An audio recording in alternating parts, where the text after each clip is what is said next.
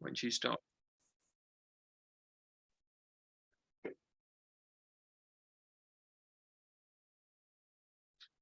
Hi, good evening. We'll just let people join. It's really great to see you this evening. So I'm just going to allow a couple of minutes as people join the webinar. It will really help us if actually we're expecting around about 20 people or so. My name's David Nicol from Doctors Association.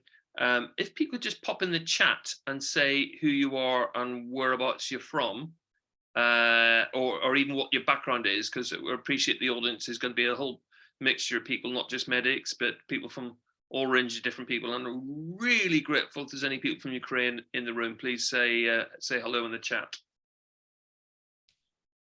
So I'm just going to let people carry on. So apologies while we just take a breath and things. And a moment for meditation. Indeed.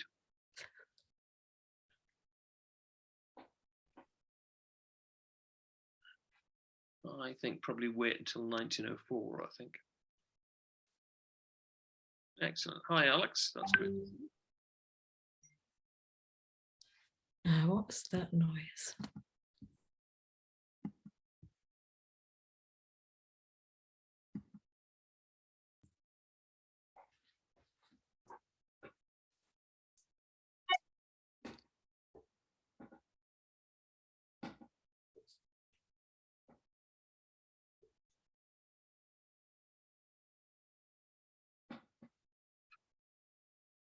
Yeah, I'll start in 1 minute. I'm just giving a chance in case anyone else joins. Okay, so as I was saying, if attendees could, say hello, it really helps just in terms of pitching the audience. So hi, Andre, that's great. Okay, and also just mention about your skill set, which would be interesting as well. So this is definitely a team effort. It's not something that one person can solve, but okay, so as I said, I'm Dr. David Nicol from Doctors Association UK. A little bit of background to us. I work in Birmingham. I'm a consultant neurologist, but we're a lobby group that represents several thousand doctors across the UK that campaign on all sorts of different issues. But this is a really, really interesting story, okay? But I don't want to have any spoilers, and I'm going to introduce the chief woman behind this in a moment, okay, Katz Keeley, and then we're going to introduce Sasha as well. But first of all, I'm going to play a quick video which explains a little bit about Frontline Live, but then we're going to go back in the story and explain how this happened. Okay, so just going to, hopefully this will work. 4.6 million people like you are struggling for supplies. It's too easy to think, what can I do? This is what you can do. People like you have lost loved ones, lost homes, lost entire villages. FrontlineLiveUkraine.org puts power in the hands of those people. Registered charities in Ukraine are reporting the medical and domestic supplies they need. Our technology allows us to see what specific supplies are needed in certain areas. People like you need dried food. They need nappies. They need tourniquets. This is where you come in. If you are a manufacturer or supplier, even small donations would make a huge difference. If you work at a company with many employees, run a donation drive for a specific item. We're partnered with Every, so we can collect your donations and get them to our volunteer drivers who can deliver them to our registered charities in Ukraine. If you are an individual, donate. We'll use your cash to buy what people need. Every little helps. We are a growing network connected by an online platform, building an ecosystem around real-time needs as they appear. Firms like Microsoft, Every, Sky, What 3 Words, Creation.co have already dived in to help. We are partnering with not-for-profits like For Ukraine and TechFugees. It's only just started. Join us. Register today frontlineliveukraine.org. Lots of little actions will lead to massive impact. Register, donate, so we can deliver to the people of Ukraine.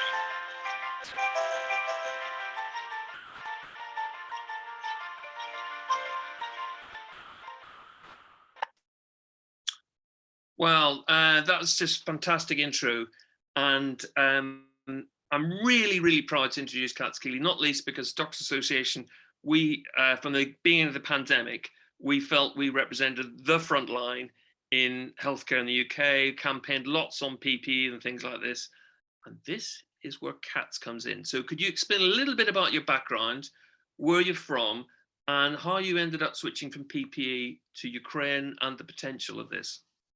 It's a very good story if you're sitting comfortably. So I am Kat Skeely. So my day job is all about helping big complex organizations through cultural change.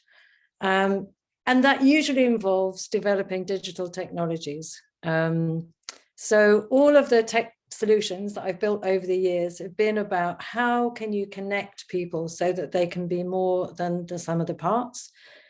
And how can you do that without getting in the way? And I've done that for all sorts of organizations, including the UN. And all of the work that I've done over the years is based on sort of two key premises. And those premises are, just because you can't see a blocker or a barrier or a problem, it does not mean that it's not there. If you make a problem visible, however, people will rally around to find ways of solving that problem. And my second kind of core belief, or the way that I work, is everything can be better always. And if you wait forever, if you wait for something to be perfect, you'll never get something done. Everything, in my humble view, should be in perpetual prototype. We need to get things out there, see if they work, sit forward, make things happen, and then learn by doing. So here we start with the story of Frontline Live. So at the beginning of the PPE crisis, everybody felt confused and disempowered and powerless, including me. And I was on a call with a friend of mine who is a nurse. And I was saying, I don't know what to do. I can't get my shopping delivery. And she said, oh, I really feel sorry for you, because tomorrow I'm going to be going into work in the hospital and we'll probably be dealing with people who are infected and we don't have any masks. And I felt like a total idiot apart from anything else. So there's a situation. And then I became very aware, I'm a big social media user, so I became very aware of the fact that there were loads of doctors and nurses, all of these people, about 35,000 people on Twitter, talking about the fact they didn't have PPE. At the same time, there's loads of companies, the Brewdogs and the Burberrys and the Barbers and entrepreneurs like me who are desperate to help by doing something. Just, we wanted to give our time and expertise to help. So there was a really clear need, PPE, and there were people who really wanted to help. And then in the middle of that situation, there was the middle management, the government, who were telling people on the front line that if they spoke up about the fact they needed PPE, they could lose their jobs.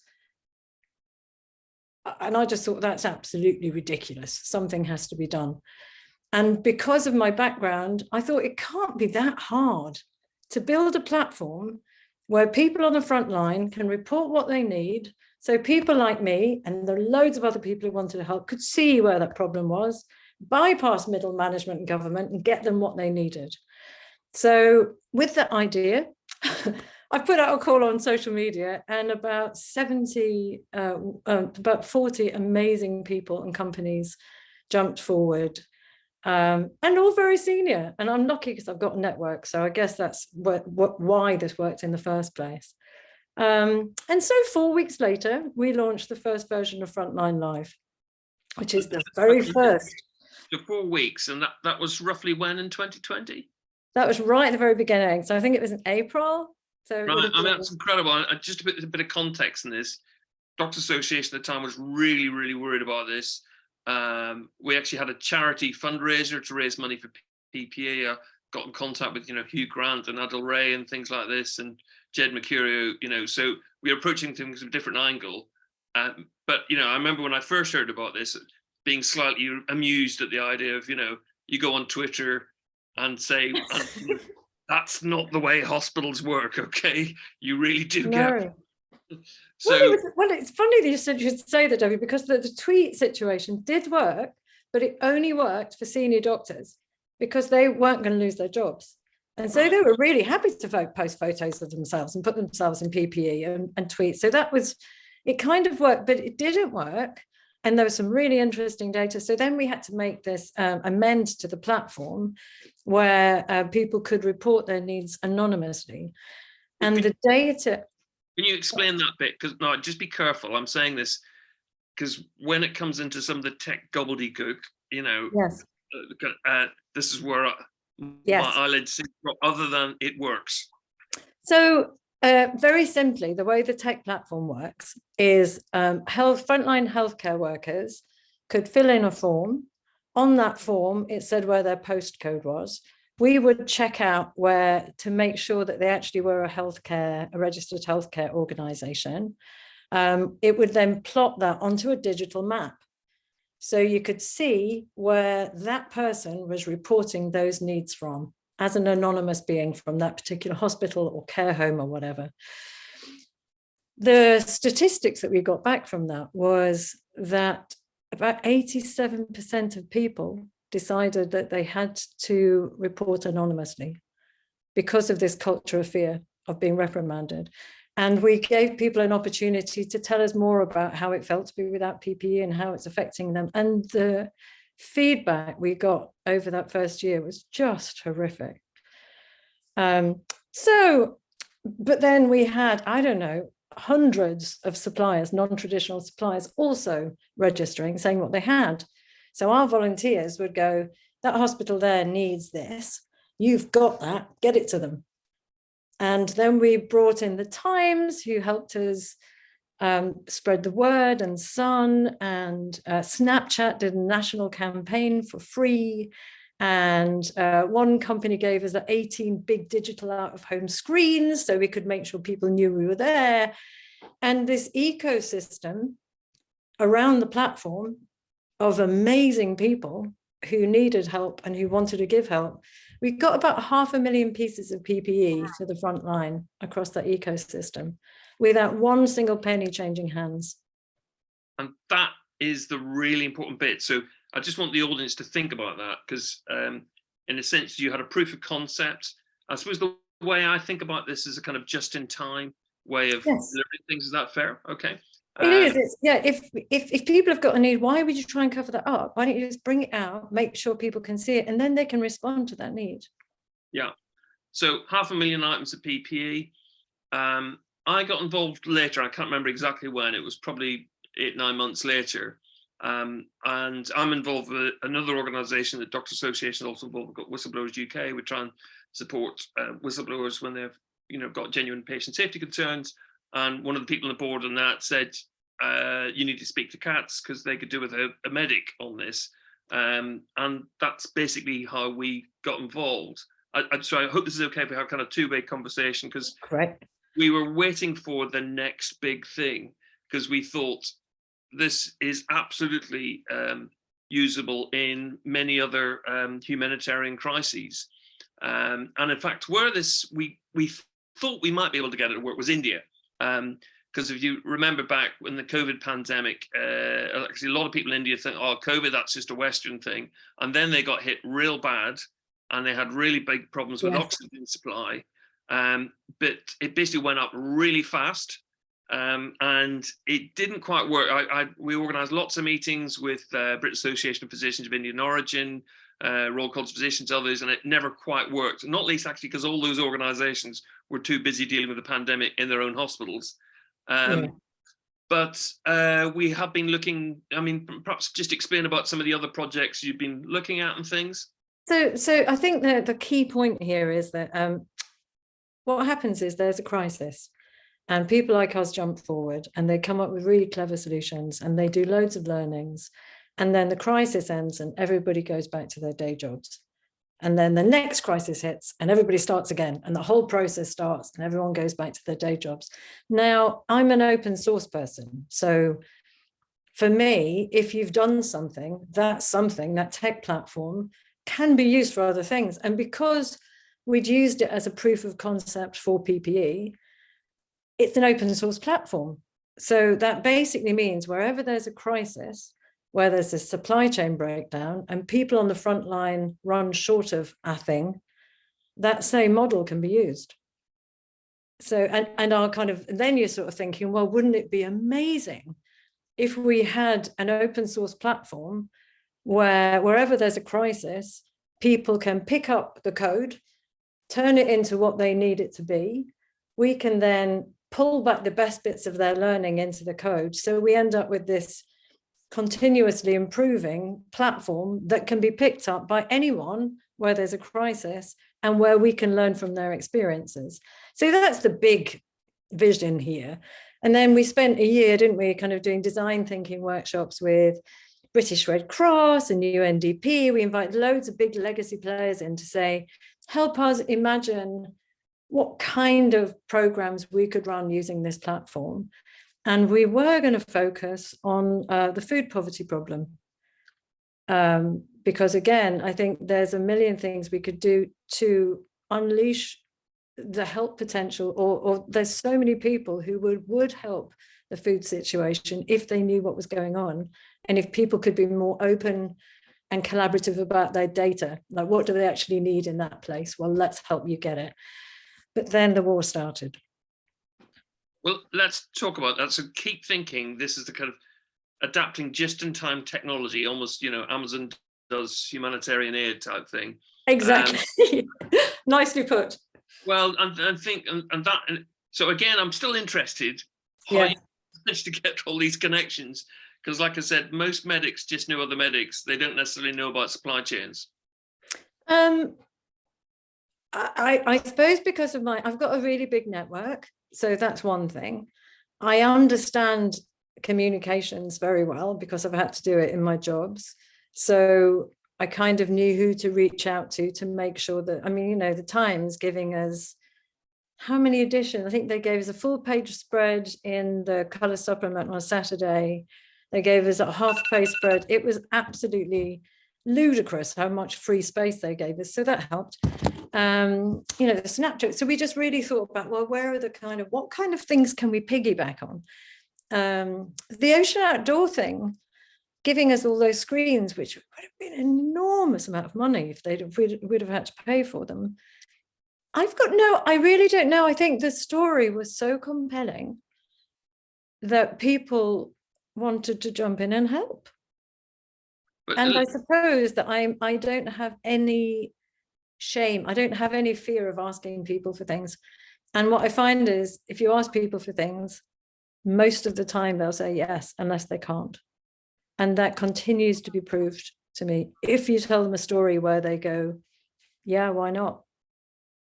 And they weren't losing anything. I mean, them giving us free space in the Times and the Sun and Snapchat, it doesn't cost them anything. They're really happy to help out. They are, but I think many people they want to help, but there is a feeling of helplessness that it's so big. Yes. Okay? And, you know, Ukraine, it's a war. It's been going, you know, almost a year. And it presents different challenges and things. So do you want to talk a little bit about the challenges and how you approach that? Let's perhaps Sassy the conversation. So just after the war started, we were quite happily planning away on this food poverty thing. One of our volunteers, Katerina, turned up at one of our stand-ups, because we have stand-ups twice a week and have ever since we started, in tears, just going, hang on a second, isn't this what we were set up to do? And so, as most good plans are, we got completely sidetracked onto thinking, yes, we need to help Ukraine. Now, the naivety of me of thinking we could literally just kind of change the code, change the language, and just launch it into Ukraine was boundless naivety, it turned out, because actually the truth of the situation is, if we'd have made all of that mapping data open, everybody would have been able to see where the charities actually were located, and that would have made them into targets. And so we had to do some fairly major changes to the way the platform was. So it was no longer open. So now you have to, if you're a registered charity, we have to check who you are before you can report. The data doesn't go onto the public map. It goes onto a private map. So on the public map, you can only see like patterns of things that are needed in particular cities. And if you're a supplier, again, you have to register. We have to do some security checks. We need to then, we had to build a security system into it, which means that if somebody has been registered and we've allowed them into the, so they can see this granular data, they then need to keep signing back in. So there's a kind of two-factor authentication system built in there. So it's a very different platform than it was. It's by no means perfect, but it does the job, right? And I mean, what you said is incredibly important, because we know that hospitals and healthcare professionals have absolutely been targeted in Ukraine, just as Russia did in Syria. So having that level of security is really important. So on the one hand, people want to help, and also perhaps, you know, this is not a competition with other charities. This is actually about improving the efficiency of delivery, and also, you know, potentially trucks go both ways. That might be moving other things around. Statistics are that 747 hospitals have been bombed since the beginning of the war. 150 of those have been decimated. That's unbelievable. And somebody pointed out, and the team pointed out the other day, that it's not just the fact that the medical stores have been absolutely annihilated. They're dealing with more people coming through who are injured as well. So it's like a double whammy.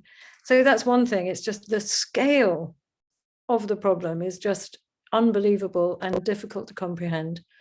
The other thing is, no, we're not competing with charities. And I have spent a lot of time talking to the big charities, offering them the free platform, explaining to them, actually having real-time live data of who needs what where can only help them to be more efficient, more effective.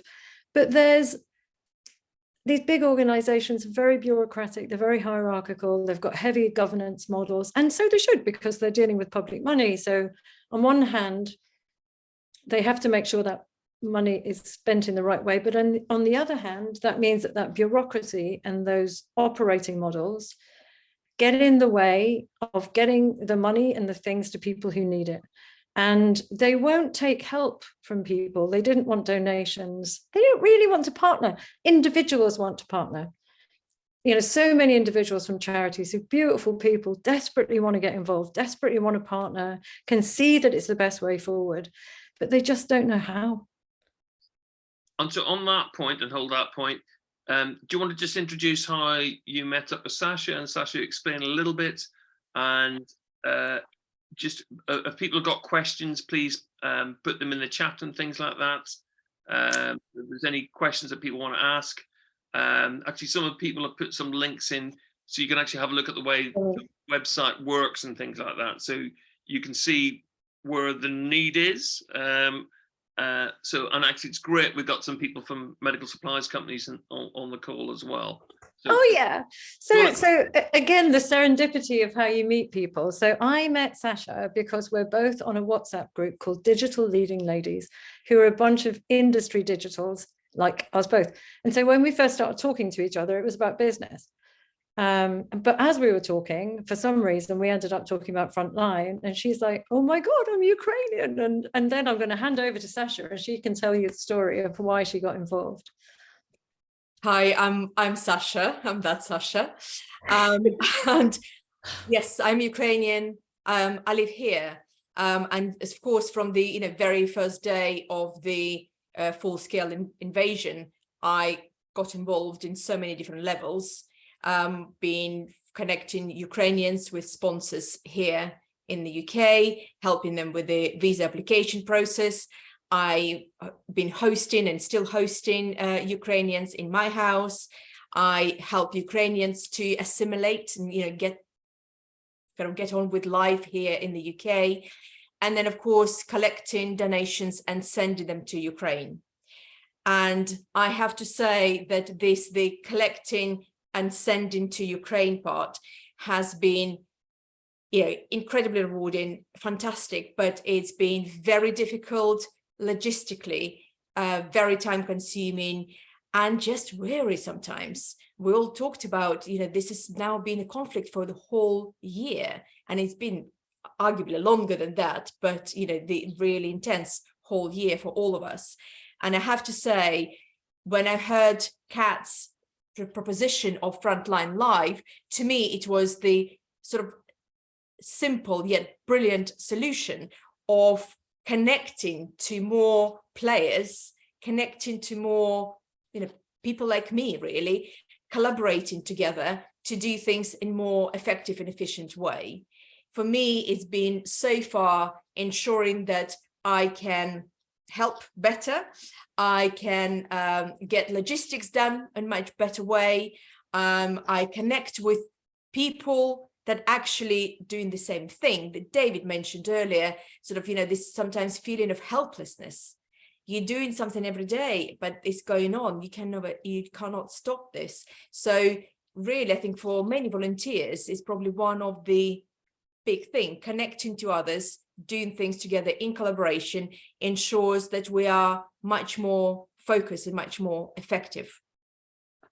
So that's been for me. And of course, the platform itself speaks to everything that I've learned through this year in terms of, you know, communicating directly with people whose needs you're trying to support. And that's what the platform does brilliantly.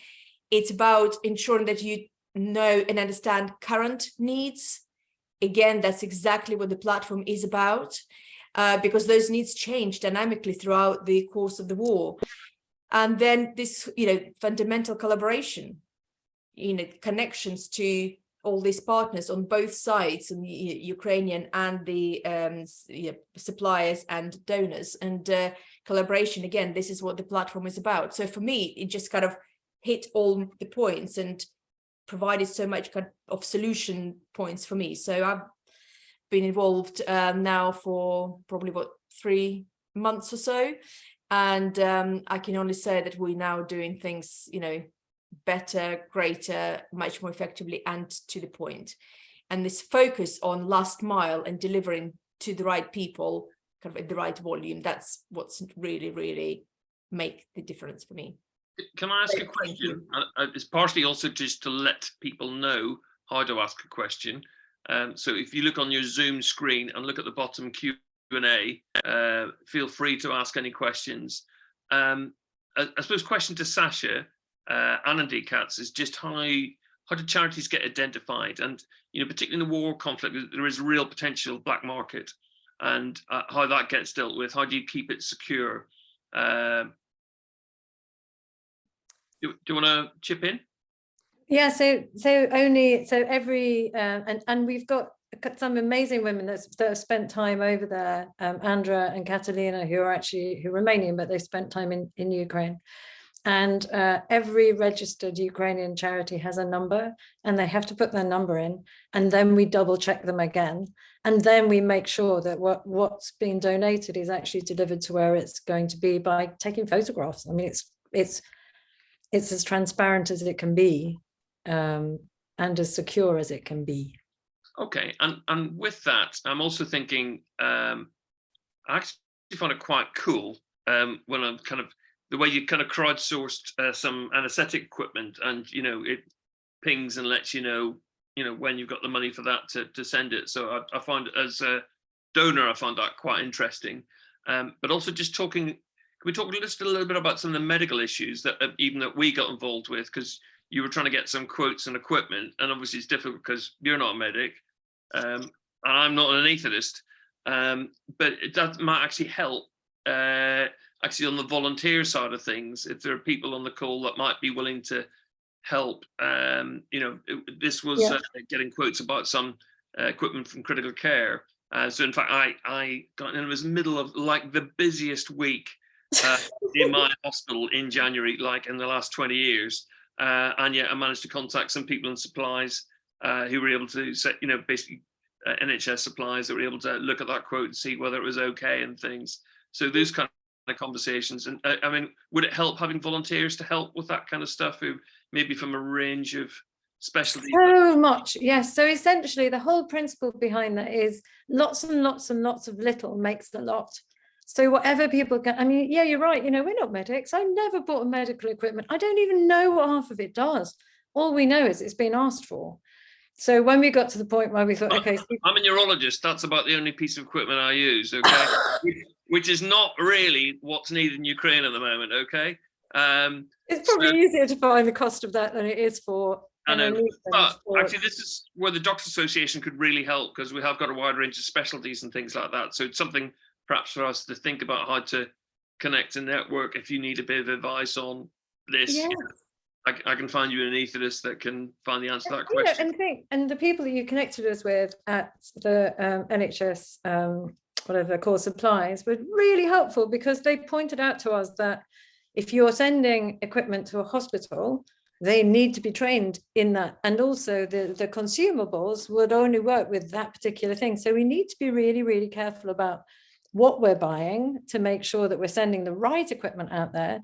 And that's deep knowledge, which in all fairness and love, we can do loads of research, but it's not what we do. So it's all, like I say, you can either wait until everything's perfect and then launch it, or you just launch it and learn. And oh my God, PPE meant something to do with philosophy to me a few years ago. There seems to be a lot of learning going on. Okay, and sorry, so people are asking questions on the chat. Sorry, actually, I was going to ask about pharmaceuticals, because that's a different issue. Do you want to? Yeah, that's a much more tricky issue. Maybe just want to answer that while I'm reading some of the. Yeah, so we decided. I mean, we thought about it long and hard, but realised that the documentation, such a bureaucratic country anyway, Ukraine. My goodness me. I mean, I'm pretty hands off with the stuff, but Sasha isn't, Andrew isn't. The amount of paperwork that you have to do to get anything in. But pharmaceuticals is another level, and we don't know about it, and therefore I don't think we felt safe. We don't touch pharmaceuticals at all. Yeah, that's kind of an answer to Igor's question in the chat rather than the Q&A. Okay, but at the bottom of the screen is the Q&A button. Delivering medicines just is tricky. Okay. Yeah. That's not to say there are not important bits of things. And actually, what Sasha was mentioning, do you want to just elaborate a little bit more on the need when people write down and how that's changed? Because essentially, I guess it's about the algorithms, isn't it? In terms of what words get used, if there's a particular demand, let's say for nappies, okay, or a particular demand for anesthetic equipment, you will get an idea of the priority or what the number of requests are, and that can feed into the supply chain. Is that fair? Yeah, the data tells us what's most needed. It's really simple. Yeah. Okay. Yeah. And ongoing conversations with those people. For me, maybe slightly easier because I keep constantly talking to quite a few hospitals and people on the ground and charities, continually understanding the changing needs. Do you want to just elaborate a little bit more on that? I mean, like, how many different hospitals have you been in contact with and things, or is it particular areas of Ukraine, or?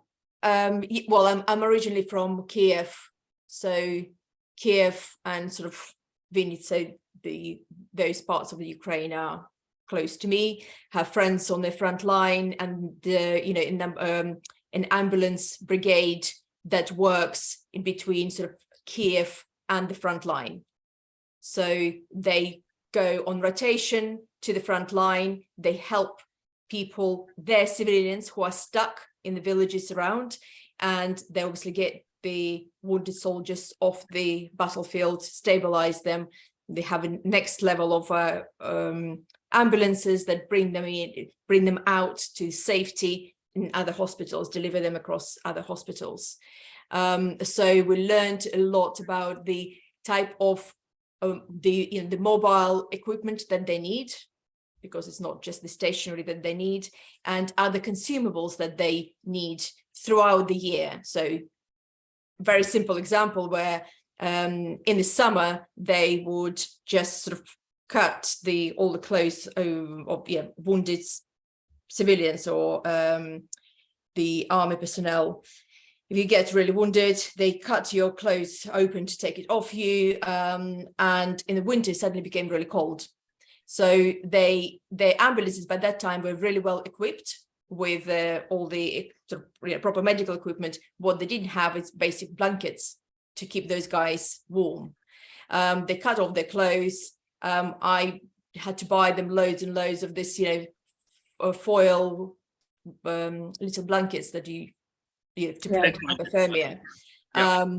So just like really, I don't know, simple stuff, but you don't get it. You get it like through these stories as you talk to them, and you find out kind of the real needs on the ground. Within the hospitals, what I see or what I hear, talking to the guys in Dnipro, that's closer to the front line.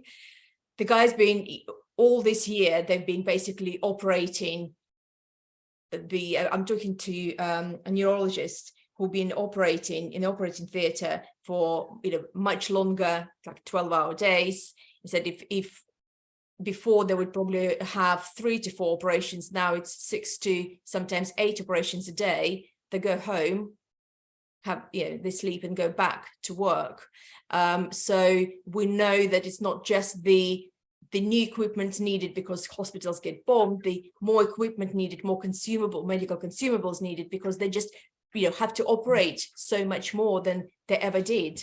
And of course now, as time progresses, more and more rehabilitation equipment is needed. And that is going to be ongoing and progressing, I suppose, as the war progresses. But yeah, that's how it works. And I think one of the other things that really shocked me when Sasha introduced us to one of those ambulance drivers, she's talking about the electricity situation, because the infrastructure has been totally annihilated. And so, she said we might have electricity for a couple of hours, then it's off, and you just don't know. And if you think about how much of the equipment in hospitals is dependent on electricity, again, it's just difficult to imagine how people, how doctors, how medics, how nurses are continuing to give the care that they're there to give when you haven't got any electricity. It's with beyond... that, something I just want to chip in was, so one, okay, you've got a system which reflects need. And I think that's important, because often people want to help and, donate, you think at the beginning of this, donate blankets, whatever, and actually there's inappropriate stuff and it just gets dumped and wasted, which is a tragedy. So it's, providing the stuff that people at the front really do need. Yes. A little bit, I just want to bring on the conversation how this could be used, not just in Ukraine or indeed any other humanitarian crisis. And obviously, earthquake in Turkey and Syria, for example, one could very easily see, as long as you got the volunteers, this potentially, correctly if I'm wrong, it could be used as well, basically. 100%. And we would be super delighted if somebody came to us and said, we want to replicate your platform to help on the front line in Syria, to help on the front line in Turkey. And, we have an operating model of sorts. We know how the whole thing works. It's not a huge amount of work to take the kind of basic code and develop it. And like I say, the platform's not perfect by any means. So any technologists or anybody who knows any technologists out there who might want to help us to make the improvements in the platform that we need to make, we would love to hear from them. But yeah, all it takes is people who are as nutty as we are and who are as determined as we are and as cheeky as we are to be able to take the platform and use it in Turkey. Please do. Yeah. Okay, hold that thought. And in fact, I think it's worth thinking a shopping list of the volunteers that you think could help. Okay, just in the questions, I notice under Lucia's, it's quite a detailed thing, just saying thanks very much for the talk. But the advantage of Frontline Library is a tech platform that's matched by solid infrastructure on the ground, distribution networks, logistic partners, end-to-end tracking. background work in terms of informed medical procurement. Well, we've talked a bit about that already. So that helps, and even apply for funding and grants. You might want to talk a little bit about the funding and grants you've looked to help, and won an award. Don't be too modest, okay? We won 4 awards, I'll have you know. Sorry. And also that you've got logistical collaborations. I think you mentioned to me about Manifest Mira CF, and they're based in Odessa, and also the Norwegian Refugee Council. Do you want to explain a little bit about those collaborations? So again, it's the ecosystem. There's an amazing woman from an organization called Manifest Miro who had raised some funds to be able to pay for logistics to get stuff over there. And it's because of that money and her partnership that we can get as much stuff out there as we are getting out there. So it's another partnership with an amazing woman and her organization who want to make a difference and is using our platform as part of the ecosystem to be able to get the things that are needed to the places where they're needed. So in a way, I can see how in Turkey this could work perfectly. Conversely, I can see why it didn't work in India in COVID, because it just went too fast. If I guess if you'd had a disaster for longer, maybe, I don't know. No, I don't think it's that. I think it's, we were talking to large organizations, and what I have learned, if I could recover every hour that I've spent with large organizations trying to figure out how to partner with them, I would be a very time-rich individual. It's very, very culturally difficult and operationally difficult for large organizations to partner with innovators. It's not natural. And even though it seems like the most common sense thing in the world to do, or these people are offering us their time for free and a tech platform to help them do what they're doing better, it's very difficult for people to partner. I've literally had WhatsApp messages from people who shall remain nameless, who are very senior in these organizations, going, it's driving me mad. I desperately want to make this work, but I don't know how. And we've come up against that blocker time and again and again. I agree with you. I mean, I'm saying that Doctors Association is a very small organization compared to other organizations, but then that has its advantages. So yes, and that's the thing. And when small organizations start working together, we can make a massive difference. And we can do that in a really agile way, in the way that large organizations can't. So I think that for me is what keeps me going. It's like actually the idea that lots and lots and lots of small things can make a massive difference if we collaborate. Well, I'm sure we can get you some volunteers from DAUK to help out. Yay! We love them already. Okay, any other questions that people want to ask at all? I'm just trying to think of any things I haven't covered.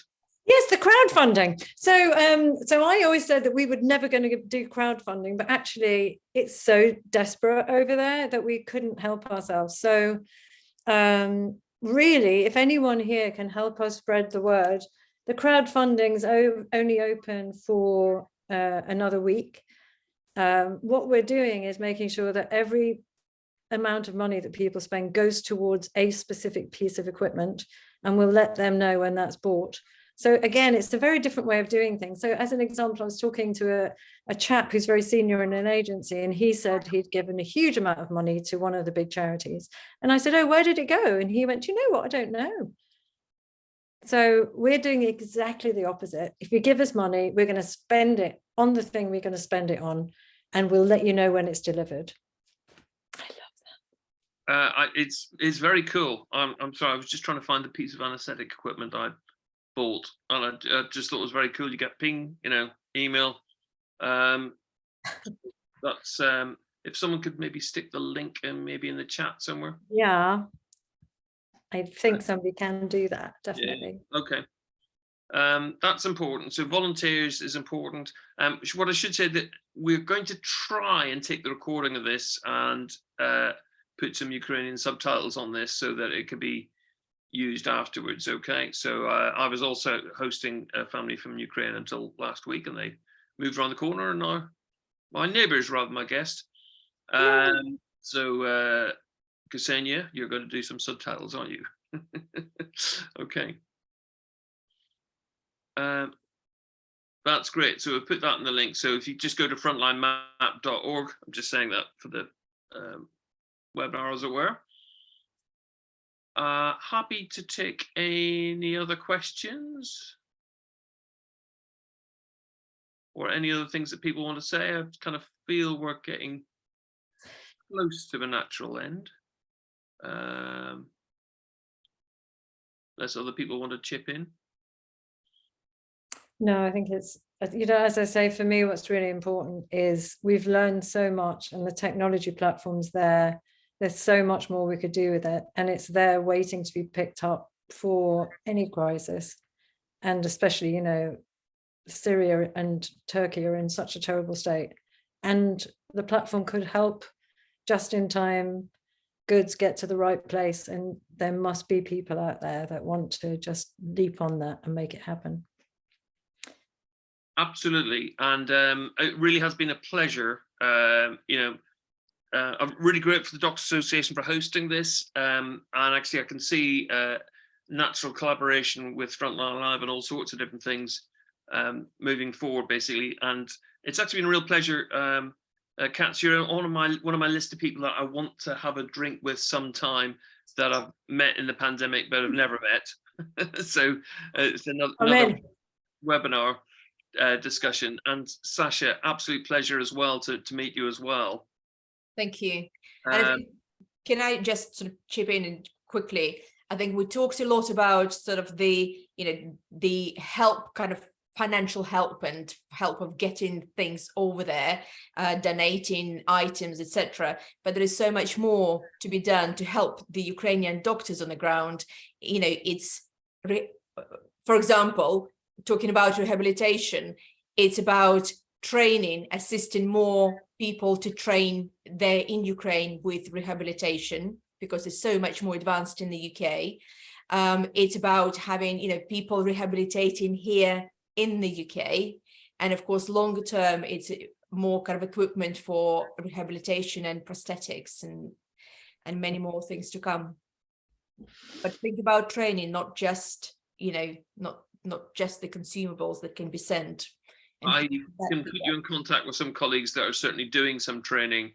Not so much in the rehab center. There's a lot of stuff happening for medical students and things like that, but I can probably put you in contact with some people on the rehab side of things as well, actually. Thank you. Brilliant. And before we leave, I just want to say thank you very much to the Doctors Association as well for hosting this. It's really so brilliant. Many thanks. Just need to do a little plug, okay? This is more really so hopefully that slide shows this is to let other people know other events that Doctors Association are running. The QR code there will take us a number of different events and all sorts of different things coming up. Obviously strikes coming up, issues for doctors' visas, issue about the NHS film, NHS Borderland. Thing I really want to plug in April is the first face-to-face Doctors Association conference, which got really going to be interesting. So I love Zoom, but actually it's great meeting people as well. Any medics or Doctors Association members really can't emphasize on that. So that's going to be quite a unique event. So I'll just leave that hanging up there for 5 more seconds or so. And really huge thank you to everyone involved. It's been a real joy meeting all this evening, and I hope that this has been useful for the people attending. Thank you to everyone who attended, and get in touch. Absolutely. Just drop us a line. Okay. Thank you. Thanks a lot. Thank you.